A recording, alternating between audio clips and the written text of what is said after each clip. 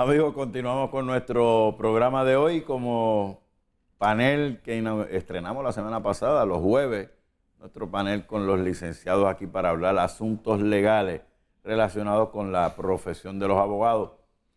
Y ustedes, todas las preguntas que quieran tener hacia un abogado para alguna asesoría en términos generales, y hago hincapié en lo que dijo el licenciado Carlos Pérez Sierra al comienzo, esto no sustituye su relación con su abogado cliente. Así es. Estamos claros, aquí podemos orientar con la poca información que usted nos da y con la experiencia que tienen nuestros licenciados. Antes de continuar, quiero enviarle un saludo. Anoche estaba en un lugar y se me acerca esta señora.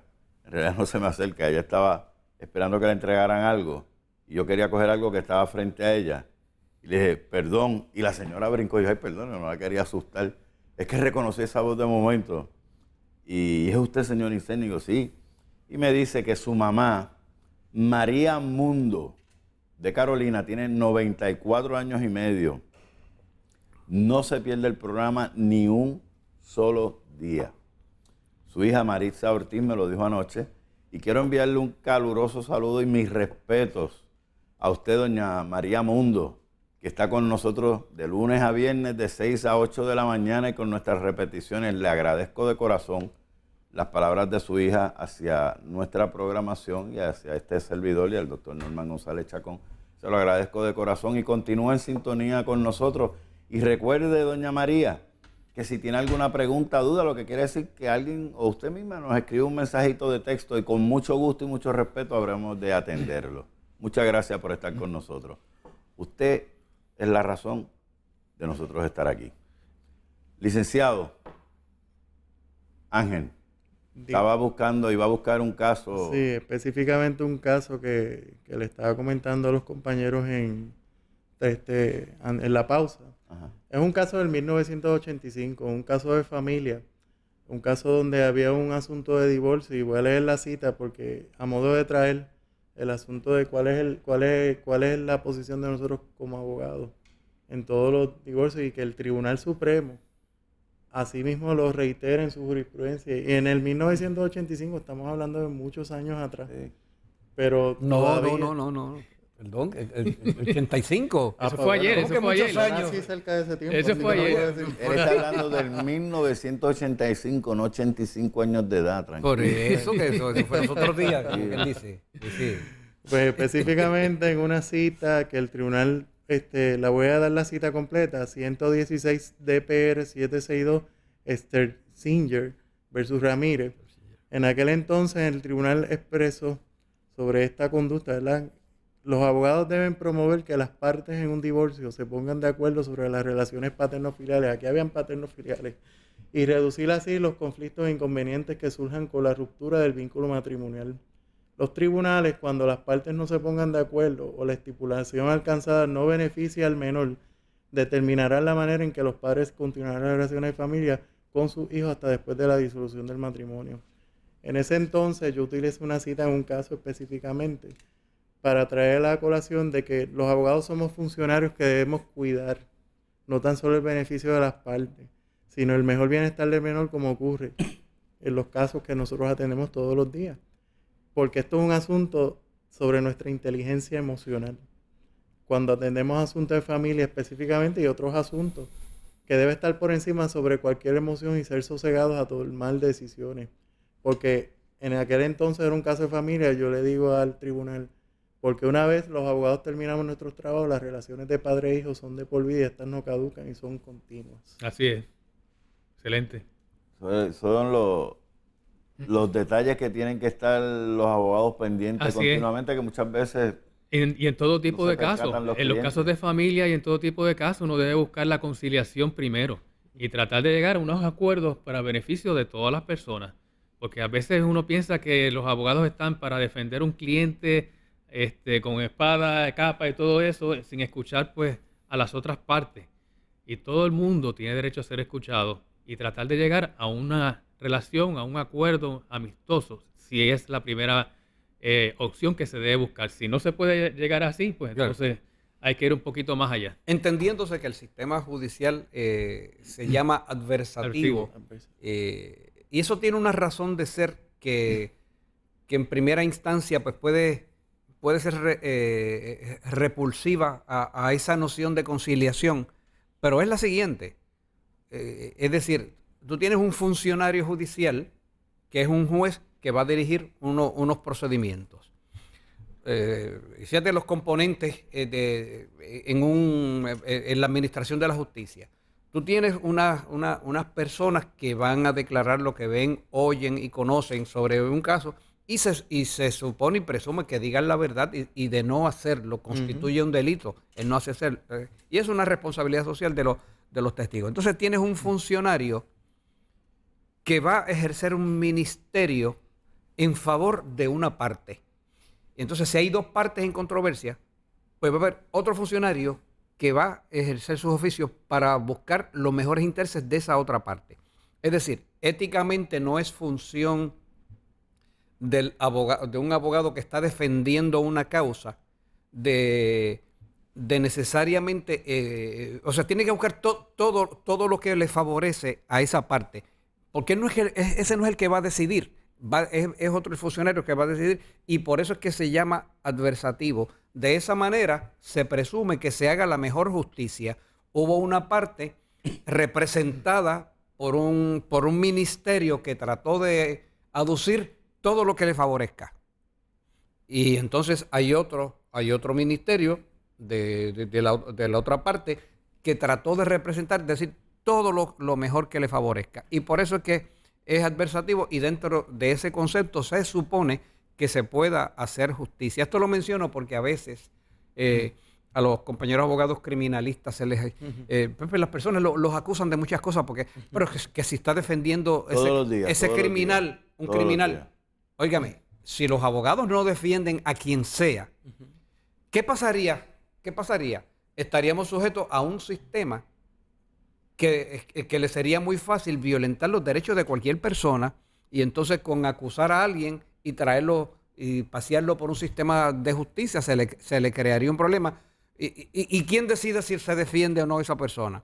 O sea, de esa manera nos aseguramos de que si nos llega a tocar la situación a nosotros, que haya un sistema que trata de hacer justicia basado en eso. No nos podemos convertir en ilusos, somos míseros mortales, somos seres humanos con virtudes y defectos y los sistemas pues, no son perfectos en la medida de que los ejercen desde el juez, desde los testigos, desde las partes, desde los abogados, desde los fiscales, todos están sujetos a limitaciones y de ahí surgen los procesos. Es decir, éticamente un abogado, si hay un acusado, sobre todo, más en los casos criminales, porque lo que está en juego es la libertad de un individuo, la libertad futura de un individuo, él tiene que buscar todo lo que le favorezca. No es función de ese ministerio, pues estar pendiente de otras cosas. Se tiene que focalizar en eso y eso es lo que el sistema quiere, que se focalice de esa manera. Bueno, yo creo que es bien importante. En mi experiencia, que he visto muchos casos criminales también, gracias por traerlo por ese lado, en mi experiencia la mayoría de los casos penales se llegan a acuerdos. No son casos decididos donde se ven juicios en su fondo. Las tres etapas criminales, desde la causa probable hasta la regla 6, cuando se ve también cuando baja vista preliminar y juicio, la mayoría de esos casos ni siquiera llegan a juicio, porque precisamente se entablan unas negociaciones entre el fiscal y el abogado de defensa. Y el abogado de defensa tiene la obligación de buscar la mejor salida para su cliente. Claro. Por lo tanto, al entrar en esas conversaciones, en una inmensa mayoría, yo diría más del 80 o 90% de las veces, esos casos se van a resolver por acuerdo. Así que eso también se aplica en otras áreas de la abogacía. Por ejemplo, yo veo muchos casos de daños y perjuicios, veo muchos casos laborales también. Y en los casos laborales también se llegan a muchos acuerdos. ¿Por qué? Porque uno tiene que salvaguardar a su cliente. Como dijo el licenciado Carlos Pérez Sierra, hay que salvar a su cliente, pero salvaguardar a su cliente no quiere decir que uno va a recibir el 100% de todo lo que está pidiendo, buscando, sino que hay que llegar a diálogos, a entendidos, para que su cliente pueda salir en la mejor forma posible en esos casos. A mí me parece unas palabras, algo que dijo Carlos, el licenciado Pérez Sierra, que los abogados criminalistas, en estos casos que cogen mucho exposición en los medios, la gente dice, pero ven acá, como este individuo puede estar defendiendo a fuerza, ese tipo fue el que asesinó. Son conclusiones que llegamos a base Claro. de unas especulaciones que se hacen en la prensa que carecen del aspecto técnico legal. Es todo chisme, apariencia, aquel dijo, el otro dijo, yo le cambié una letra, el otro le Exacto. cambió otra, y cuando viene a ver tienes un caso totalmente nuevo. Pero en defensa, yo soy lego en la materia, no soy abogado, pero en defensa de los abogados que están en ese lado de la práctica, yo acá como ciudadano lo veo, y yo siempre he defendido la posición del abogado en el sentido, de ese abogado, en el sentido de que por su preparación y su experiencia dentro de la profesión, conocen unos aspectos y unos tecnicismos que son bien importantes para la seguridad de su cliente, Para su para que defensa. se le respete, para que no es que le está diciendo es inocente, es que tú tienes que respetarle este derecho, Exacto. porque en el momento que tú me digas a mí no le respetes ese derecho, me estás autorizando a no respetar el tuyo también. Exactamente. Sobre el tema de lo que plantea este compañero Víctor, de sobre cuánta es nuestra responsabilidad hasta ese punto, ¿verdad? De nosotros, el tribunal promueve a nivel civil y criminal unas economías procesales ya, porque los tribunales están atestados de casos. Y los jueces les gusta, digo, esta es mi opinión, que las contiendas se puedan resolver lo más pronto posible. Así es. Nosotros no podemos estar dilatando los casos. En los casos criminales, pues el que asume la postura, y vamos a decir una arroyo de habichuela, acepta los cargos. Y dice, mira, yo tuve la comisión del delito, pues es más fácil de trabajarlo, incluso hasta con el fiscal. Pero eso es algo que también pasa por el escrutinio del tribunal. O sea, no es tampoco dado. Pero sí, los tribunales, incluso a nivel civil y a nivel criminal, promueven que las causas se resuelvan con más prontitud. Porque hay una economía procesal. Incluso las reglas de procedimiento civil hablan de la economía procesal.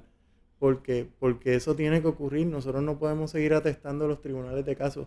Incluso en años tan recientes han surgido los centros de mediación de conflictos. También, exacto. Que a veces la mayoría de los casos no llegan a la mediación de conflicto y regresan al tribunal es otra cosa. Pero el trabajo que hacen esos mediadores, licenciados, porque son licenciados en mediación, es extraordinario. Esa gente busca la manera de que estas personas resuelvan sus contiendas. Incluso, para más decirle, los casos de hipoteca.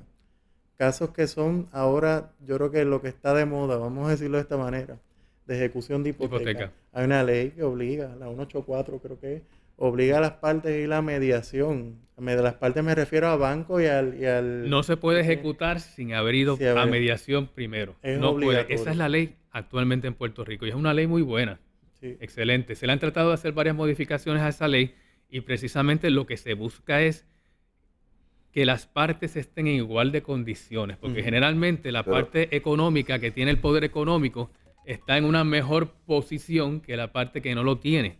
Así que la ley obliga a ir a una mediación antes de que se llegue a una ejecución. Cuando es una ejecución por razones de falta de pago o pueden entrar otras consideraciones. Hay otras cosas que se pueden hablar. Y hay que ir a la mediación. Sí. Hay que ir a la mediación. Pero ya mismo le puedo detallar. Me das un poquito más detalles de eso porque tendemos a pensar que voy a la mediación porque dejé de pagar la casa y me la están quitando. No, no, no. Única es y así. exclusivamente. Está bien. Vamos a una pausa, amigos, y cuando regresemos vengo con los mensajes de texto que ya nos están llegando y vamos a aclarar ese punto de la mediación aquí con nuestro distinguido panel. Regresamos en breve.